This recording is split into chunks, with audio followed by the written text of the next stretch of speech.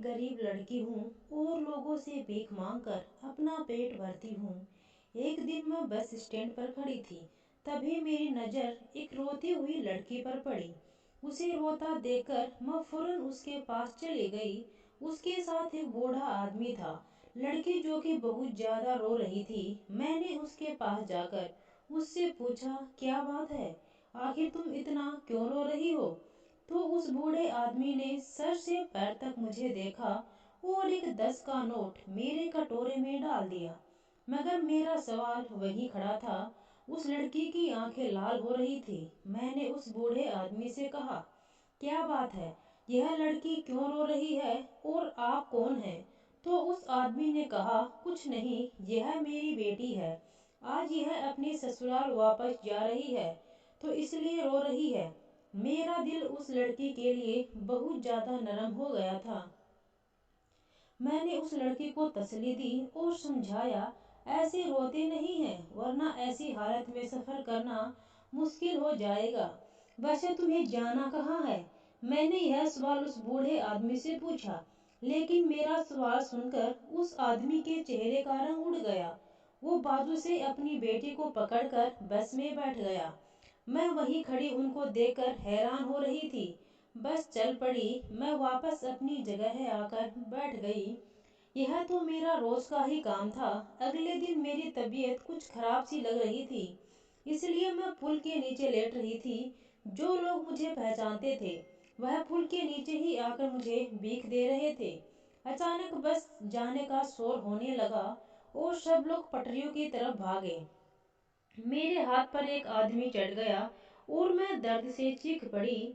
मगर जब तक मैं उस आदमी को रोककर उससे कुछ पूछती या शिकायत करती, वह भीड़ में गायब हो चुका था।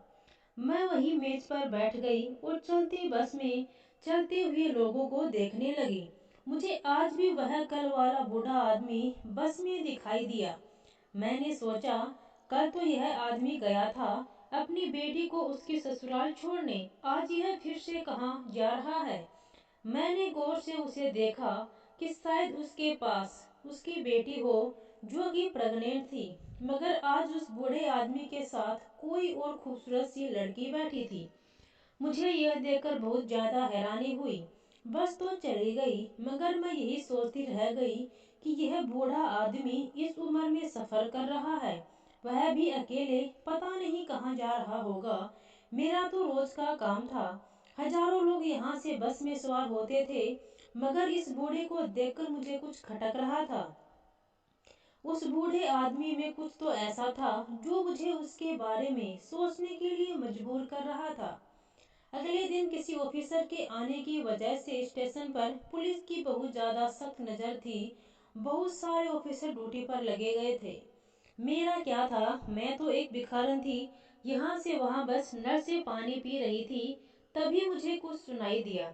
जब मैंने पलट कर देखा तो कोई आदमी उन पुलिस वालों की यहाँ आने की वजह पूछ रहा था। दूसरे आदमी ने बताया कि कोई ऑफिसर आ रही है, यहाँ पर कोई हादसा न हो जाए, इसलिए यह पुलिस वाले यहाँ पर ड्यूटी पर लगाए गए हैं। उस आदमी ने कहा, आप लोग यहाँ पूरे कब तक ड्यूटी पर रहेंगे? उसकी बात सुनकर दूसरे आदमी ने कहा, जब तक उनकी मर्जी। तुम क्यों पूछ रहे हो? इतना परेशान क्यों हो रहे हो? इस सवाल पर अगले आदमी ने हंसते हुए कहा, नहीं, बस इतने लोग दिखे तो पूछ लिया। वह लोग जब पलटे तो मैं इस आदमी को देखकर फौरन मैं पहचान गई। ये तो वही बूढ़ा आदमी था जो अपनी प्रेग्नेंट बेटी को उसके ससुराल छोड़ने गया था। मैं जल्दी से इस बूढ़े आदमी के पास गई और उससे पूछने लगी, आपकी बेटी पहुंच गई? मेरे अचानक से रोककर सवाल करने पर वह बूढ़ा आदमी घबरा गया और मुझे गौर से देखते हुए बोला, कौन सी बेटी? मैंने कहा, अरे बाबा, वह जो परसों तुम्हारे साथ खड़ी हुई रो रही थी, वह आपकी बेटी। उस बूढ़े ने मेरे पास से गुजरते हुए कहा, पता नहीं कहाँ कहाँ से आ जाते हैं पागल लोग। मैं अपना सा मुँह लेकर चुप हो गई। मैंने इस आदमी को जाते हुए देखा तो पता नहीं क्यों मुझे कुछ अजीब सा लगा। वह आदमी अच्छी खासी उम्र का लगता था और उसके चलने की रफ्तार काफी तेज थी। इस दुनिया के रंग ही निराले हैं। मैं तो बस अपना बहन समझती हुई अपने काम में लग गई।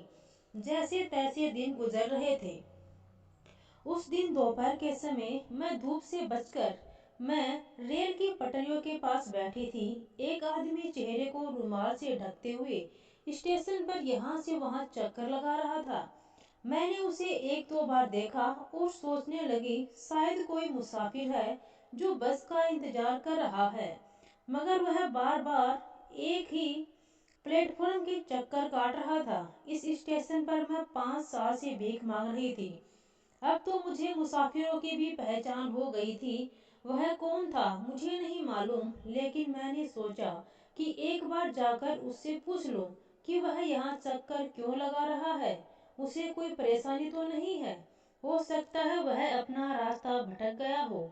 मैं अपनी चादर संभालती हुई पुल के उस पार जा पहुंची। वह आदमी बार बार झांक कर पता नहीं क्या ढूंढ रहा था। मैंने उससे पूछा, क्या हुआ, आप किसी को ढूंढ रहे हो? मेरे एकदम से सवाल करने पर वह आदमी उछल पड़ा। मैं उछक कर उसके करीब खड़ी थी तो अब मुझे उसका चेहरा ठीक से दिख रहा था, मगर उसने रुमाल से अपना मुंह ढक रखा था और आंखों पर काला चश्मा लगा रखा था। उसके कपड़े भी कुछ खास नहीं थे। मैं उसको देखने के बाद उसके जवाब का इंतजार कर रही थी, मगर वह मुझे देखने लगा। मैंने कहा, क्या बात है, क्यों यहाँ से वहाँ बेचैन और परेशान होकर चक्कर काट रहे हो? अगर कोई परेशानी है तो सामने टिकट घर है, वहाँ जाकर किसी से बात कर लो। वह आदमी हाँ में सर हिलाकर टिकट घर में घुस गया। मैंने सोचा शायद कोई अनजान होगा, इसलिए टिकट की वजह से परेशान था। चलो आखिर मैं किसी के काम तो आई। उस आदमी को भेजकर मैं वापस पुल के उस पार चली गई। थोड़ी देर बाद वह आदमी भी टिकट घर से निकलता हुआ नजर आया। रोज बहुत से मुसाफिर आते थे, मगर वह बूढ़ा आदमी एक दिन छोड़कर दूसरे दिन स्टैंड पर किसी प्रेग्नेंट औरत के साथ आता रहता था। फिर अचानक से उसने आना बंद कर दिया। एक दो दिन तो मुझे भी यह बात याद रही, लेकिन फिर मैं भूल गई। लेकिन कल रात एक अजीब हादसा हुआ। रात के लगभग 1 बजे मैं भी पुल के नीचे सिमटी हुई लेटी थी। अचानक से एक साया मेरी तरफ से गुजर गया। मैं समझी शायद स्टैंड का कोई नौकर होगा जो कि देखभाल के लिए आया होगा। अक्सर वह आता रहता है। मैं भी करवट बदल कर आराम से सो गई, मगर कुछ ही देर में मुझे शोर की आवाज आने लगी। मैं होश में आई और उठकर देखने लगी तो वही स्टेशन का नौकर था। मुझे जागता हुआ देखकर वह बोला, सब ठीक तो है, तुम इस समय जा क्यों रही हो? नहीं, मैंने कहा, नहीं, तुमने शोर किया इस वजह से मेरी आंख खुल गई। तो उसने जवाब दिया कि हाँ, मैं अभी आया था। मैं नींद में भी इस बारे में सोच रही थी। अगले दिन रात भर ना सोने की वजह से मेरे सर में बहुत दर्द हो रहा था। मैं स्टेशन पर मौजूद होटल में चाय लेने चली गई। लोग इधर उधर आ रहे थे, जा रहे थे। इस भीड़ में अचानक से मेरी नजर उस सफेद चादर में लिपटी लड़की पर पड़ी। वह शायद कोई जवान लड़की थी। उसकी उम्र लगभग 19-20 साल हो गई। प्रेग्नेंट होने की वजह से वह एक बेंच पर बैठी थी। लड़की जो चीज मुझे हैरान कर रही थी वह उसकी रोई हुई शक्ल थी। वह यहाँ पर शायद किसी को ढूंढ रही थी। उसके चेहरे से परेशानी दिख रही थी। मैं उसके पास गई। वह मुझे देखकर एकदम पीछे हो गई। मैं समझ गई कि यह लड़की डर रही है।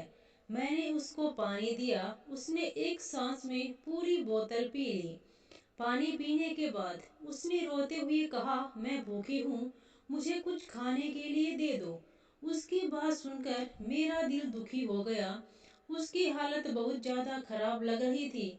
वह पतली दुबली सी लड़की बहुत हिम्मत से यहाँ बैठी थी। मैंने उसे कुछ खाने के लिए दिया। वह बार बार अपनी डरी हुई नजरों से चारों तरफ देख रही थी। उसने जल्दी जल्दी खाना खाया और अचानक उठकर जाने लगी।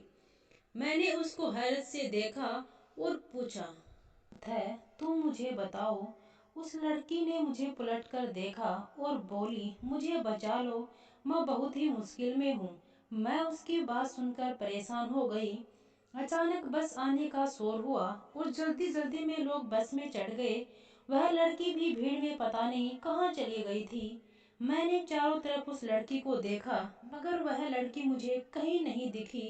धीरे धीरे स्टैंड खाली हो गया, मगर मेरे दिमाग में उस लड़की का रोता हुआ चेहरा और उसका मुझसे मदद मांगना मुझे परेशान कर रहा था।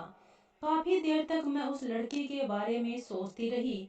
फिर मैंने एक तरकीब लगाई और स्टेशन के सारे लोगों से इस लड़की के बारे में पूछा, लेकिन किसी ने भी उस लड़की के बारे में मुझे कुछ नहीं बताया।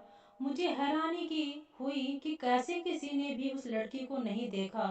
मैं नल के पास से गुजर रही थी जब मेरी नज़र एक फकीर बाबा पर गई, तो मेरी तरह ही यहाँ भीख मांग कर अपना गुजारा करता था।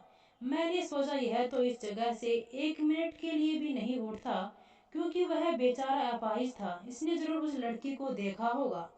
मैंने उस बाबा से पूछा कि यहाँ थोड़ी देर पहले एक प्रेग्नेंट लड़की बैठी रो रही थी, क्या तुमने उसे देखा है? उस बाबा ने कुछ देर तो सोचा और फिर कहने लगा, हाँ, वह लड़की जो चादर में थी। मेरी आंखें चमक उठी और मैंने कहा, हाँ बाबा, वही लड़की। बाबा ने कहा, वह लड़की अकेली चलती हुई आई थी और आकर बैठ गई। वह लड़की बार बार इस कच्चे इलाके की तरफ देख रही थी। थोड़ी देर बाद जब लोगों की भीड़ स्टेशन पर जमा होने लगी, तो उसने रोना शुरू कर दिया। फिर मेरा ध्यान नहीं रहा। मैंने बाबा से कहा कि आपने यह तो देखा होगा कि वह लड़की किसके साथ गई है। उसने कहा, नहीं, मैंने नहीं देखा। फिर बाबा ने मुझसे कहा, तुम इस लड़की के बारे में इतना पूछ रही हो। मैंने कहा, बाबा, वह बेचारी बहुत मुश्किल में थी, मुझसे मदद मांग रही थी, लेकिन मैं उसकी मदद नहीं कर सकी और वह अचानक से गायब हो गई। मैंने सोचा कि किसी ने उसे इस स्टेशन से बाहर जाते हुए देखा होगा, लेकिन किसी ने भी उसे यहाँ से बाहर जाते हुए नहीं देखा। जब फकीर बाबा ने मेरी बात सुनी, तो मुझसे कहने लगे कि छोड़ो, तुम क्यों परेशान हो रही हो, कोई पागल होगी। मैंने कहा, नहीं बाबा, वह हुलिये से मुझे एक अच्छे घर की लड़की लग रही थी, लेकिन उसका ख्याल दिमाग से नहीं जा रहा था। मैं पूरा दिन बस के मुसाफिरों को देख रही थी। लड़की, प्रेग्नेंट औरतें सब आ जा रही थी, मगर वह लड़की मुझे कहीं नहीं दिख रही थी। मैं उदास हो गई। मैं उस लड़की के बारे में सोचने लगी कि पता नहीं वह बेचारी किस हाल में गुजर रही होगी। मैं 2 दिन तक उस लड़की के तलाश में बैठी रही, मगर मेरे सामने वह दोबारा स्टेशन पर नहीं आई और ना ही उसके बारे में मुझे किसी से कोई खबर मिली। मौसम बदल रहा था। दिन में तो हल्की हल्की गर्मी होती थी और रात में ठंडी। जल्दी ही सब लोग अपने ठिकानों पर पहुंच जाते थे। मैं भी जल्दी ही एक तरफ सोने के लिए लेट जाती।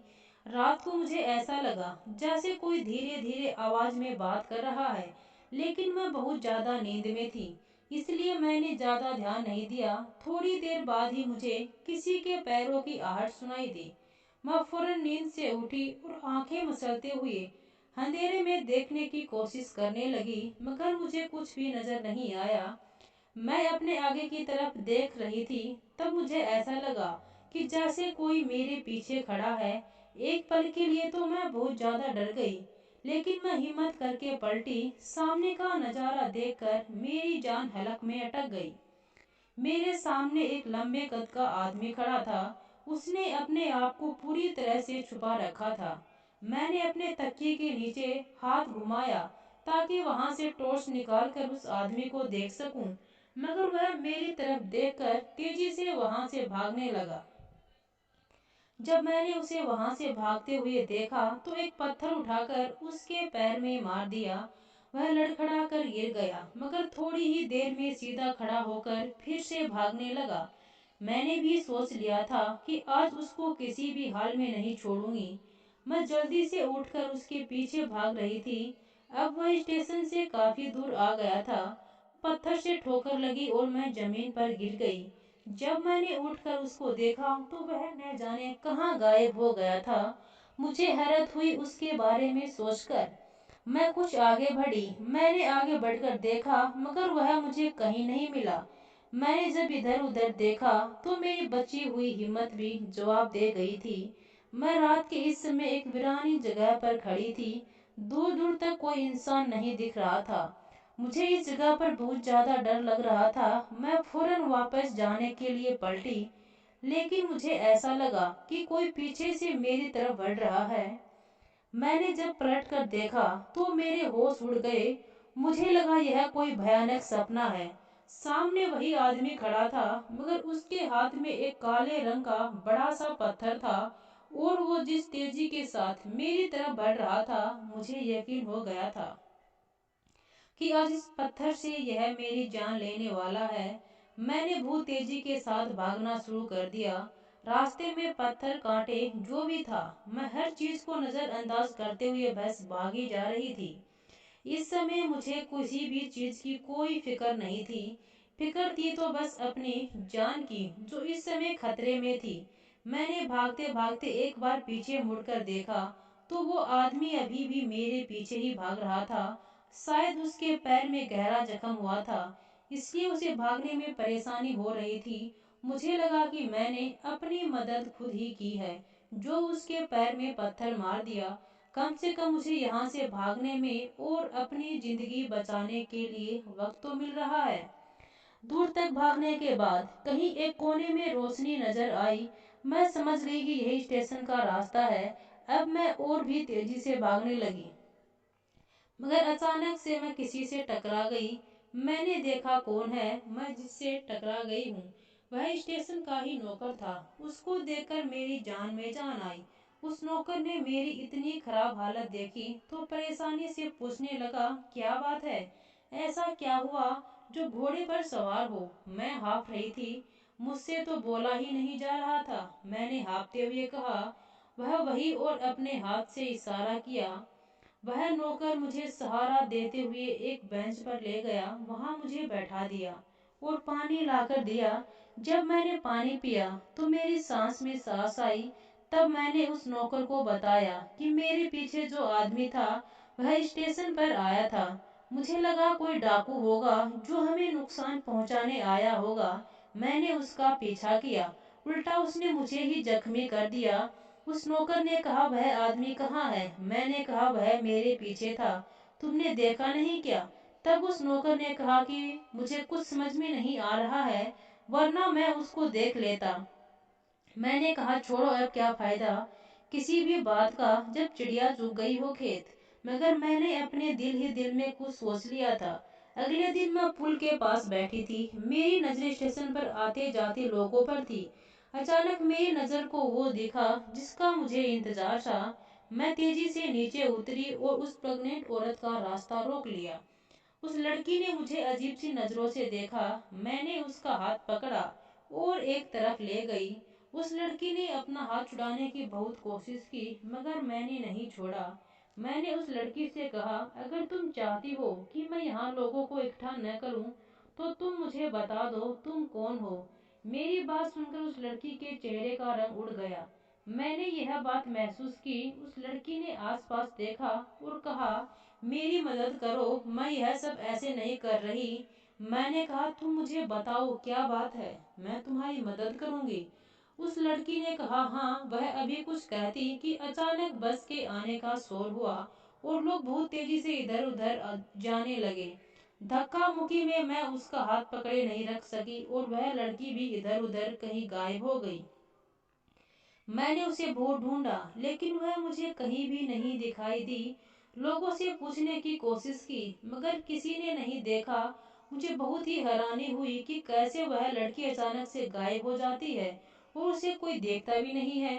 मैंने उस नौकर से भी कहा कि तुमने इस लड़की को देखा है, लेकिन उस नौकर ने भी मना कर दिया कि यहाँ से कोई लड़की नहीं गई। मैं तो इस बात को मानने से इनकार कर रही थी कि ऐसा कैसे हो सकता है, कोई भी उस लड़की को नहीं देखे। मैं उसी नौकर के पास खड़ी थी। तब मैंने देखा एक आदमी लड़खड़ाता हुआ चल रहा है। मगर जो बात मुझे अजीब लगी वह यह थी कि इस आदमी के उस ही पैर में चोट लगी थी। मेरे दिमाग में रात वाली पूरी बात याद आ गई। मैंने उस आदमी को पकड़ लिया। वह वही बूढ़ा आदमी था। मुझे बहुत ज्यादा हैरानी हुई। मगर इस बूढ़े आदमी बाबा के चेहरे पर बहुत ज्यादा सुकून था। मुझे देखकर उसने कहा कि मैं जानता हूँ कि तुम बहुत जल्द ही मुझे ढूंढ लोगी, मगर इतनी जल्दी यह नहीं सोचा था। मैं हैरान हुई कि इस बूढ़े को पता था कि मैं उसको ढूंढ रही हूँ, मैं उस पर नजर रख रही हूँ। यह बात वह जानता था। मैंने कहा, देख बाबा, तू जो भी है, अब मुझे पता चल गया है। अगर तू चाहता है कि मैं कोई हंगामा ना करूं, तो बता, तू क्यों उन मासूम लड़कियों की जिंदगी बर्बाद कर रहा है? क्या बिगाड़ा है उन लड़कियों ने तुम्हारा?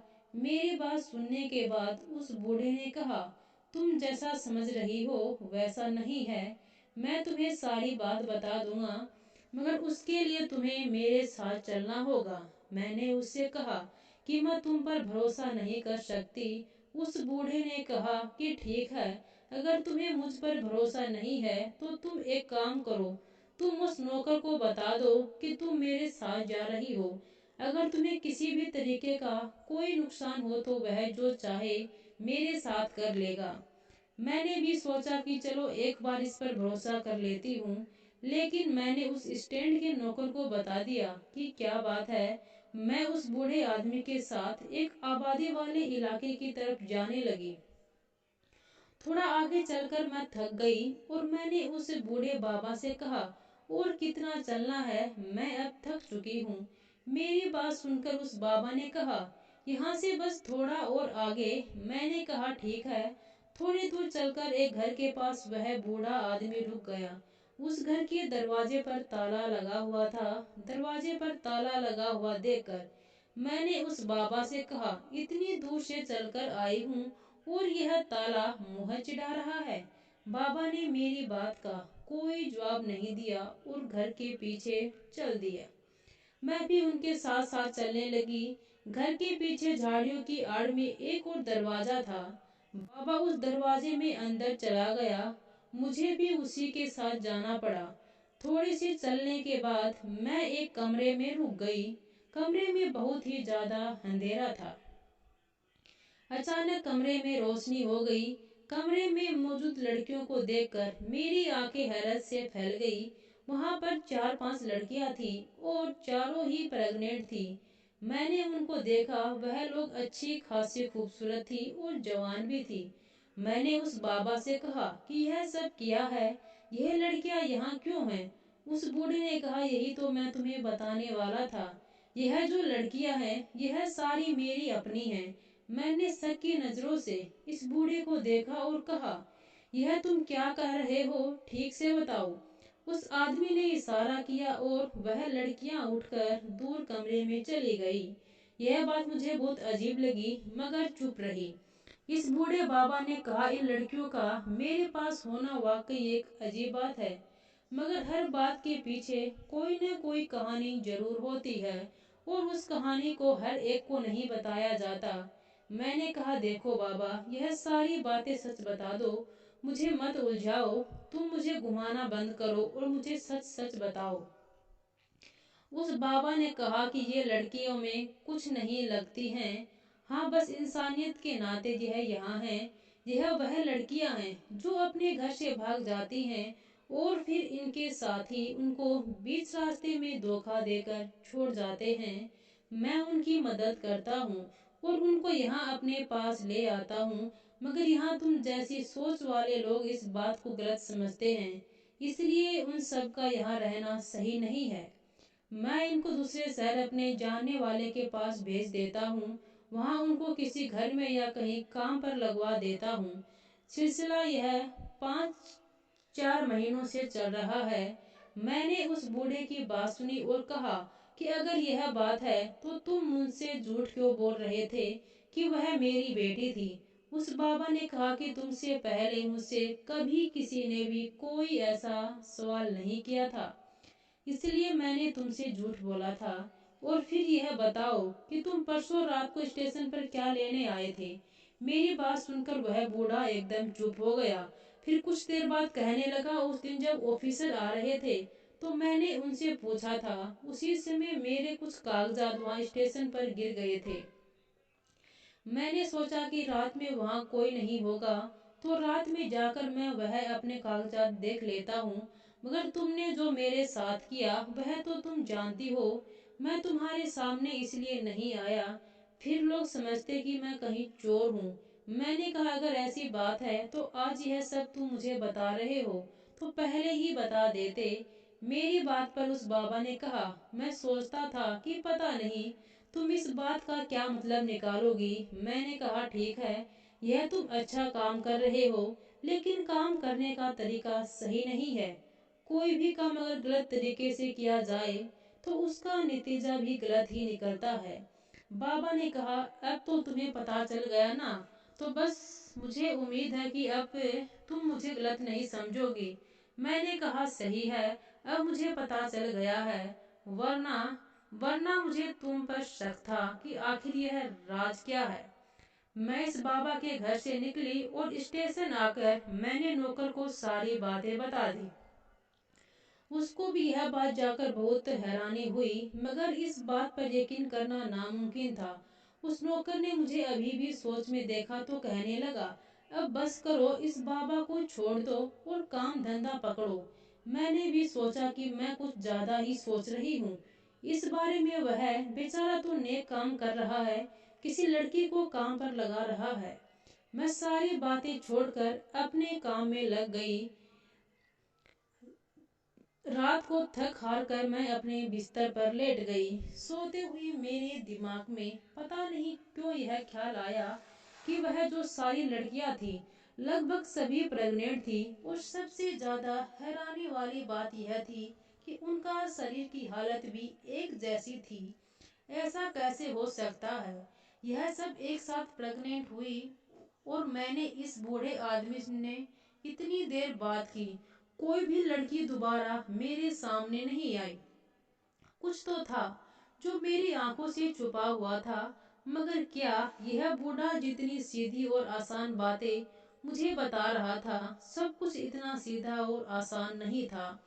और अगर वहाँ कुछ गड़बड़ थी तो मुझे नजर क्यों नहीं आ रहा था?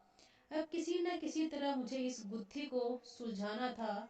मैं वहां बैठी हुई कड़ी से कड़ी जोड़ रही थी जब एक लड़की पर मेरी नजर गई। मैं हैरान हुई कि कितनी रात को यहाँ यह लड़की क्या कर रही है। मैं उस लड़की के पास गई और उससे पूछा, कौन हो तुम? तो वह लड़की कहने लगी, मैं कहीं जा रही हूँ अकेली। मैंने कहा मगर तुम कहाँ जा रही हो? यह बात सुनकर लड़की अपना चेहरा अपने हाथ से छुपाकर रोने लगी। मैं उसको रोता हुआ देखकर परेशान हो गई और उससे बोली, क्या हुआ, तुम रो क्यों रही हो? मेरी बात सुनकर उसने मेरी तरफ देखा और कहने लगी, मैं हफ्ते से यहाँ से वहाँ फिर रही हूँ। मेरे एक गलत कदम ने मुझे दर दर की ठोकरें खाने पर मजबूर कर दिया। मैंने कहा तुमने ऐसा क्या कर दिया? तो उस लड़की ने बताया कि मैं भी इस दुनिया के एक बेवफा लड़के की और अपनों को छोड़कर किसी अनजान मर्द के साथ इस दुनिया से अलग एक दुनिया बसाना चाहती थी। मगर मुझे पता नहीं था कि इंसानों से निकलकर मैं दरिंदों में जा रही हूँ। उसने मुझे इस्तेमाल किया और एक रात अकेला छोड़कर चला गया। मैंने उसे हर जगह ढूंढा मगर वह मुझे कहीं भी नहीं मिला। मैं क्या करूँ, कहाँ जाऊँ, कुछ समझ नहीं आ रहा था। मैं अपने घर भी वापस नहीं जा सकती थी। मेरे घर वाले बहुत ज्यादा सख्त हैं। अगर मैं घर पर वापस जाऊंगी तो मुझे देखते ही मेरा खून कर देंगे। मैं खुद भी जीना नहीं चाहती, मगर यह नन्ही सी जान जो मुझ में सांस ले रही है, उसके लिए मैं जिंदा हूँ। मुझे इस लड़की की कहानी सुनकर उस पर बहुत ज्यादा अफसोस हुआ। मैंने तभी फैसला किया और मैं इस लड़की के भरोसे में लेकर स्टेशन से दूर चली गई। इस घर का दरवाजा खटखटाना बेकार था, इसलिए मैंने भी वही चोर दरवाजा इस्तेमाल किया। अंदर जाने के लिए मैंने आराम से दरवाजा खोला, मगर जैसे ही मैंने कमरे में अपना कदम रखा, अंदर का नजारा देखकर मेरे पैरों तले से जमीन निकल गई। मुझे लगा जैसे मैं कहीं गलत जगह पर आ गई हूँ, मगर वह सब कुछ सच था। वह सब लड़कियां बहुत बुरी हालत में लगभग बेहोश पड़ी थी उनके लेटने के तरीके से मुझे अंदाजा हो गया कि यह लोग नशा करके लेटी हैं। उनके शरीर पर नजर पड़ते ही मुझे सारी बात समझ में आ गई। मैंने उस लड़की को वहीं चुप रहकर खड़े होने को कहा और खुद उस घर के दूसरे कमरे में चली गई। वहां वह बूढ़ा आदमी भी नशे की हालत में पड़ा था और उस कमरे में बहुत सी नशे की चीज रखी हुई थी। मैं अब सारी बुद्धि सुझा चुकी थी। मैं उस लड़की के साथ जल्दी से वापस स्टेशन पर आ गई। मैंने स्टेशन मास्टर को सारी बात बताई। उसने पूरी बात ध्यान से सुनने के बाद मुझसे कहा, इस समय तो कुछ नहीं हो सकता, सुबह उठते ही हम उस जगह पर छापा मार देंगे। मैंने कहा ठीक है, मगर अभी चलकर सबूत जमा कर लेते हैं। स्टेशन मास्टर में ऑफिसर के साथ इस जगह पर पहुंच गए। सारे सबूत इकट्ठे करने के बाद पुलिस वाले ने इस बूढ़े को नशे की हालत में ही हथकड़ियां लगा दी। अगली सुबह बहुत अच्छी थी, मगर उस बूढ़े के लिए नहीं। जब वह अपने नशे से बाहर आया तो सब कुछ देखकर एकदम सुन पड़ गया। उसका नशा भी पूरी तरीके से नहीं उतरा था। पुलिस वालों ने जब उससे पूछताछ की तो उसने पूरी बात बता दी कि लड़कियां मेरी कुछ नहीं हैं, घर से भागकर आई हैं। मैं ज्यादातर किसी बस के अड्डे पर मीठी मीठी बातें करके इनके दिल का हाल जान लेता हूँ, फिर इनको बहलाकर अपने घर ले आता हूँ, फिर मैं इनको नशे का आदी बना देता हूँ और जब यह नशे की आदी हो जाती हैं तो मैं इनसे जो काम कहता हूँ यह वही काम करती हैं। ये लड़कियां नशा एक शहर से दूसरे शहर पहुँचाने में मेरी बहुत ही मदद करती हैं। वहाँ आगे मेरे दोस्त उनको उतार लेते हैं, आगे किसी आदमी को इनको बेच देते हैं। काफी महीनों से यह सब चल रहा था, लेकिन इस औरत ने सब खराब कर दिया। मैंने इस बूढ़े से कहा कि तुझे शर्म नहीं आती अपनी बेटियों जैसी लड़कियों के साथ यह सब करते हुए। तूने मुझे जो कहानी सुनाई मैंने उस पर भरोसा किया। मुझे लगा तू इन लड़कियों का हमदर्द है, वह तुझ पर भरोसा करती थी। अगर कल रात मैं इस लड़की को तेरे साथ अकेले भेज देती तो उसके साथ भी यही सब कुछ करता। लेकिन भगवान का शुक्र है कि उसने मेरे दिल में यह बात डाली कि मुझे खुद इस लड़की के साथ जाना चाहिए। अच्छा हुआ जो मैंने अपनी आंखों से वह घटिया मंजर देख लिया। अब तुझे इसकी सजा मिलेगी। तूने कितनी ही मासूम लड़कियों की जिंदगियां बर्बाद की हैं। जाहिल आदमी, कम से कम अपनी उम्र का ही लिहाज कर लेता। मेरा बस नहीं चल रहा था, वरना मैं खुद अपने हाथ से उसको मार डालती। पुलिस वाले उस आदमी को ले गए। मुझे इस बात की खुशी थी कि अब उसकी कैद में कोई भी मासूम लड़की नहीं थी। अब जो हो गया था वह बदला नहीं जा सकता था। किसी पर भरोसा करना बहुत आसान है, मगर किसी को भरोसे में लेना और भरोसे को कायम रखना बहुत ही मुश्किल है। इंसान को गलत नहीं समझे, मगर हर इंसान को समझने की कोशिश करें, क्योंकि जो जैसा दिखता है वैसा नहीं होता। किसी पर भरोसा करना अच्छी बात है, लेकिन किसी पर आंखें बंद कर भरोसा करना भी गलत बात है। हमें अपना हर कदम सोच समझकर उठाना चाहिए। किसी पर भरोसा करने से पहले हमें अपने माता पिता और घर वालों के बारे में सोच लेना चाहिए।